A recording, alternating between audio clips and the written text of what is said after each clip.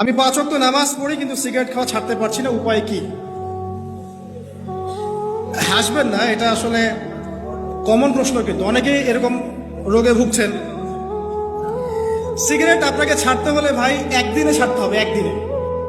আজকে খান, শান্তি মতো খান, খেয়ে কালকে বলবেন কালকে থেকে খাবো, আজকে বলবেন যে কালকে থেকে খাবো। আপনি যদি প্ল্যান করেন যে আমি 1 মাস পর সিগারেট খাবো না, আপনি ছাড়তে পারবেন না। আপনি 1 বছর পর ছাড়বো, ছাড়তে পারবেন না। আমার কথা বিশ্বাস হচ্ছে না?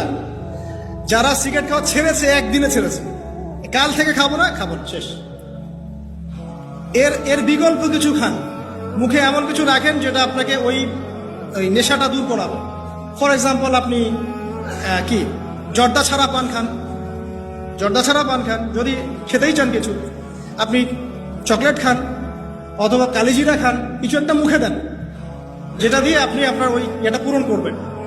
আর একটা বিষয় মাথায় রাখবেন, নামাজের হিসাব সবার আগে দিতে হবে। যদি সিগারেট খাওয়ার মতো সামান্য ইস্যুতে আমার নামাজ নষ্ট হয়ে যায়, তাহলে তো আমার চেয়ে বোকা আর কেউ নাই পৃথিবীতে। অতএব নামাজকে সর্বোচ্চ প্রাধান্য দিয়ে সিগারেট খাওয়াটা আজকে থেকে ছেড়ে দেন।